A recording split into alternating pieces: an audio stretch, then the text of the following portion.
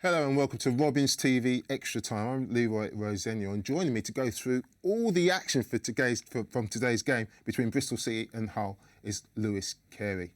Lewis, a lot to get through, and a really entertaining game. And it was enjoyable as well. Yeah, I think we need extra time, don't we? But Yeah. I thought the game was a brilliant game of football with regards to, seeing or myself being a fan or seeing the fans, the smile on their faces at the end of the game. They work hard to earn their money to come in, play, and they want to be entertained at times, although they also want to win. And they got a bit of both today. Really exciting, lots of goals, loads of entertainment, just really good fun. It certainly was, and it was loads of stats to get through as well. So let's have a look at the team stats of the game. Bristol City, 55% possession, expected goals 3.66, the Hull's 2.22. But look at that, total shots. 49 shots between both sides. 29 for City, 20 to Hull. It was an incredible game, Lewis, an open attacking game. It was, and even the shots on target, I think, City have scored 4 of their 6, and Hull had some really clear-cut chances. Second half, apart, some really good blocks or goalkeeper saves. But for me, the total shots in the game is probably the only aspect that the manager is a little bit disappointed with.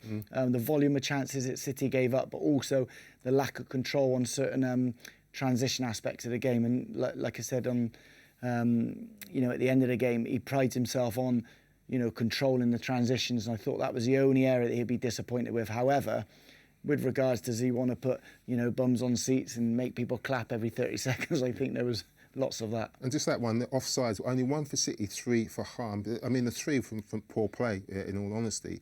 But I'm surprised there was 1 from City because the game was so stretched. It was so open. There was so much space in those central areas, which is why we had such an entertaining game. The other reason we had such an entertaining game was kind of the shape that Hull employed against City. It was super positive.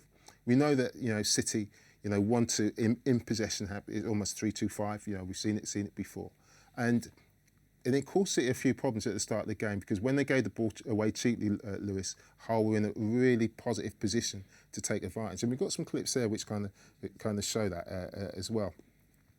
And this is the first one. You see that Rob Dickie on the ball. I'm just going to pause it there, and just look at the whole screen. The 4 forwards right at the top of your screen, and then just highlight the 3 City defenders. Gerhard Struber lights them in this sort of shape, so then the wing backs can get nice and high up the pitch. And when they gave the ball away cheaply, Lewis, it caused City loads of problems.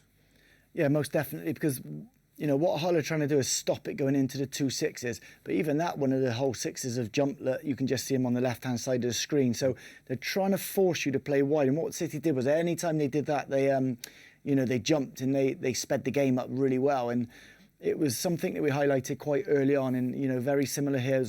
When you try and play it into the 6 with lots of numbers around them, it's likely to get intercepted. So it was an area of concern. I just thought at the start of the game, both systems were causing both teams problems. Yeah, and this is a goal. Again, and we said about them giving the ball away to him. Just going to pause it here with Jason Knight on the ball. Here we can highlight the 4 Hull players just there in your picture there. And the 2 people I want to highlight are the 2 centre halves in Rob Dickie and Rob Atkinson. Because Jason Knight on the ball is just about to run forward, and as you would expect, he plays the ball and he runs forward, but it leaves City in a really as soon as Rob Atkinson loses this ball, they're in a really difficult situation. Yeah, but normally you dribble forward to make somebody jump, don't you, to then play forward or play like an anchor move. Yeah. But the issue was, because our 2 centre-backs, Dickie, the central one, and Vine, our right-side centre-back, they were outside the width of the 18-yard box. It meant there was no one for Atkinson to then play because Knight had run forward. Mm-hmm. So all of a sudden he sees the pressure coming, and he has a little panic up because he doesn't know which way to turn. Yeah, and they played it really well, and it's a lovely finish by Joe Gerhard. But if we just go back just a little bit, look, Vitek has been absolutely brilliant. But one thing I just wanted to highlight was his position. I'm just wondering whether Lewis, he maybe should have held his position there. It's always great in hindsight. He's a big goalkeeper. He's trying to close down the space. But what he does in just coming forward to Gerhard is makes his mind up to clip it over him. And what he's got to remember is Gerhard is all effort. I mean, he's obviously got a decent, but he's got no real power in his right foot. And if he had just retreated and held it and said, "Look, beat me from there," I think it would have been more difficult for Gerhardt. But he doesn't, and it's a good finish. Yeah, it's just that last step forward, isn't it? And then the body drop into his left. It opens up the goal for the little dink. However, you have to finish. It's an incredible finish, a brilliant finish. Yeah. And at that stage, again, you were thinking it's going to be an open game with a lot of goals, like we were talking about off air. But it was the initial build up that you highlighted. It then creates the 3v2 situation like this. It makes it really hard for the defenders to defend. And then it's up for the goalkeeper to, probably like you said, stay on your line a little bit more and allow the lads to recover, especially with the striker being on his weaker foot. And he just made his mind up. However, still an excellent finish. It was an excellent finish, but that's what made it for an open game. It made City have to come out and attack, and they did, and they were soon back on level terms with Emil Reese's first league goal in a Bristol City shirt. Yeah, so like we said a minute ago, with both teams' systems causing both teams problems, we were saying that because the wing backs of City are high, it meant City's centre back spread. It meant they could counter attack on us quite well. However, what it also meant was we get the jump like this from our right wing back, and you see McCrory at the bottom of the picture, our left wing back, and all of a sudden we get loads and loads of numbers in the box. Yeah. So our six can then play wide. If we can just pause it here just before he crosses it, I'm just going to highlight what you've just said, Lewis, about the numbers in and around the box. 3, 4, 5. Sorry, I've got six there, but it's actually 5 City players in that box because of the turnover, because they're already high. And they can take advantage of it. Exactly. So the 5 against a back 4, there's only going to be one winner if you get your cross right. And again, McCrory, the volume of assists or goals he's getting at the moment from either full-back or wing-back positions, incredible. But it's a brilliant pick out from Zach. And then I love the little touch here from McCrory here to find his man, and it just means you've got to get it's just Reece has to use the weight of the pass, isn't it, just to guide it into the goal. It's a great assist by McCrory, because it could easily go for goal and miss that opportunity, but just guides it back across the box with his left foot, and it's an easy finish for Reece. And then it was about Ross McCrory on that far post, because the second goal, different assist from him on this time, but he's so strong in the air. And usually this is a tactic that City use from goal kicks. They always hit Ross McCrory. But what I liked there was that, again, the numbers are high up the pitch. He's got time on the ball. I think it's got Twine with the cross. And if he knows if he just leaves it up there, that Ross McCrory is always going to be favourite against Drummer to win that, and Mehmeti becomes the centre forward. Yeah. So again, it was sort of exposing the fullback, wasn't it? With the 2v1s and stuff. He doesn't know whether to go Mehmeti inside. He doesn't know whether to stay with McCrory. And that little chip pass allows people to jump early, which McCrory is really good at anyway. Allows him to jump early and arrive with the ball. Yeah. And it doesn't allow the defender to be able to get any sort of height or distance on any sort of clearance. McCrory's brilliant in those sort of positions, and the pass just over the inside shoulder of the full-back, jump early, head down, but you still have to be there. And like you highlighted a couple of times, we filled the box today with lots of numbers. It certainly did. And Reece's second goal is all about him. He's done this all season. He works so hard up front, but his hard work led to him getting the reward on this occasion.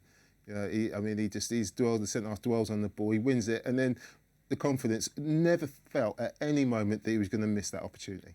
No, I think like something for any young lad or any forward about always being active, always being in the game, always being ready for mistakes. So initially we play it forward. The centre back tries to bring the ball to the floor, but it's a heavy touch. But Reece is waiting for it and then jumps. And then as he's running into goal here, I like how he runs into the middle of the goal. So him touching the ball into the middle of the goal opens it up for him to go both ways. And for me, the goalkeeper offers the right side too much. However, the little touch does take the keeper that side to give him the eyes, and he looked assured and calm and composed. And there was only going to be one outcome throughout the duration of him running for own goal. He didn't feel like it was going to be blazed over the bar or anything. It was a really calm finish. Absolutely, but then he could have had a first half hat trick. Lewis, he had an opportunity again. Scott Twine was the guy who found the pass, and I remember at the moment at Derby, and Scott Twine elected to pass it to Mehmeti. He does really well holding off that challenge, and then just slides it into Reece, and it's actually good defending on this occasion. And gives him a big round of applause because he's enjoying his football at the moment, and that's just before half time. It is brilliant defending. I love the fact that he keeps the defender on his back here. The weight of the pass is probably just a touch too soft. Whereas when he's on the front foot and he keeps the defender on his back, he can't tackle him. He can always get a clear shot at goal. Absolutely. And this was just after half time again, and he means this. I know you said you don't think he does, but I know, he knows this. There's no one on the far post. And what he's trying to do is just chip the goalkeeper, who, he's not the biggest goalkeeper, and he's really unlucky that just clips the top of the crossbar. Yeah, and you might be right, because if you have a look, he just opens his eyes there and looks at the goalkeeper, doesn't he? So he is seeing where the goalkeeper is and trying to lift it over him. But the technique's incredible to get it up and over a goalkeeper. Just unfortunately, landed the wrong side of the bar. Yeah. Did you say I might be right? I was right. Vitek. Look, singing his praises before, Man United have got their goalkeeper problems, and delighted to have him at Aston Gate. It was an unbelievable signing, and he's been unbelievable. And even though he didn't have a lot to do, this was a really important save at 3-1, Lewis. I think this is the moment of the game, because the volume of chances that Hull created second half, or final third actions, showed that at some point they looked like they were going to score. To then make the save that he got, 6'6", get down, palm it away, and then create another counter attack. Again, it lifts the crowd and it sort of makes you forget about the chance. I think this little bit's brilliant again from Reece. He's got an eyes up. He tries picking him out. It's good defending. He's lucky to get the little ricochet, but he gets his eyes up again and he picks Mehmeti out with a pass. But this bit here, 6'6", to get down there and claw it away, and then good from Hirakawa as well. Dickey gives him a high five. He celebrates because it's a massive, massive stage of the game. Yeah, and he made some other good saves. I thought it was a great save and a bad miss, to be honest, from McBurney. But this one, I know he makes it look easy, and people say it's a save he should make, but his agility is just incredible for somebody who's 6 foot, and the way he adjusts his body, because that is it does really well, Josie, because all he can do, because it's a bouncy ball, is hit it into the ground, and lots of keepers would get caught out by this, but he just adjusts his body and just adjusts his hands to get 2 good hands on it. But really even for us, to say that, it's a save he should make. It's his positioning, which is really clever, his technical qualities and tactical qualities to be able to make that save. And at the end of the day, do goalkeepers earn your points or lose your points? And I know in the first half, we say maybe should have done better on the goal, whatever. But listen, he's earning Bristol City points at the moment. He certainly is. And the next goal was the one that took it out of Hull's reach. Max Bird came on as sub, came on for Scott Twine in a number 10 position. And I think he can play either as a holding midfielder and just as well as a number 10. But he came on and had a real effect on the game, and gave Gerhard Struber a nice headache, I think, going forward, because now he's fit. He knows that he can play him in both positions. Just see him here. If you just pause it here for me. What I like about Max is he has this knack of finding space, just holding off players coming from that number 10 position, and he holds his position really well. And what he's not a number 10 is going to try and get into those areas of the pitch as we've seen before. But if you put the ball on his left foot, in and around that edge of the box, he's got a good left foot, and I do think it's something that he should do more. I think he should score more. If we play it on, this is a lovely finish on the penalty spot.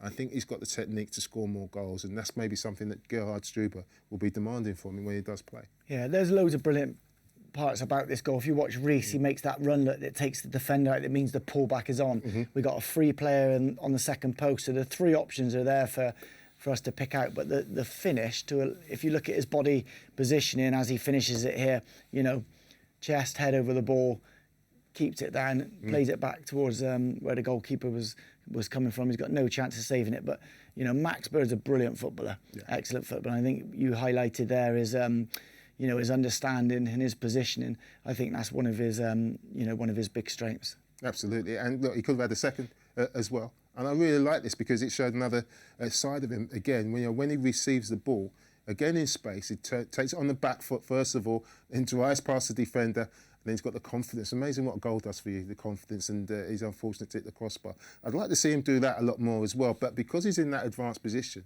I think it's a side of him that we haven't really seen, because he's usually a little bit deeper, facing up, playing those forward passes, Lewis. Yeah, and why I say I think he's a really clever footballer, he's a bright footballer. One, he finds space, like you just said, he does really well, but it's 2, his intelligence to have an open body, either to let the ball run or to have a little body feint to beat the man. And then when he gets into the next area of the pitch, he always makes the right decision, whether it's a slip pass or whether it's a shot. Yeah. I think he's a really intelligent footballer, brilliant footballer, and like you've just highlighted there, he probably should do that more often and get more goals to his name. Look, so City, they're unbeaten in the league. They are in the top 6 as it stands after 4 games on 8 points. They are the second top scorers with 9 goals. What more can fans ask for in this break? What more would they want?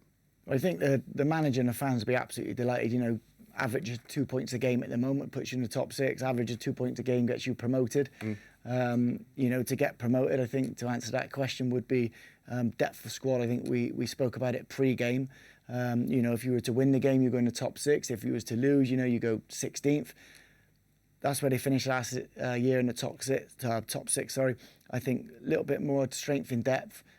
Probably at the top of the pitch. I know we've scored 4 goals today, but probably at the top of the pitch to help people like Reece. So, maybe a striker or 2. I don't know, but another midfielder with a couple of the injury problems we get at times, and I think that would create more strength in depth. Brilliant, Lewis. Absolute pleasure. As always. So it's been a really good day at Ashton Gate for Bristol City with that 4-2 win. It takes us into that international break really nicely. But we will see you in a couple of weeks when City go to Sheffield Wednesday away. So we look forward to seeing you there. Goodbye for now.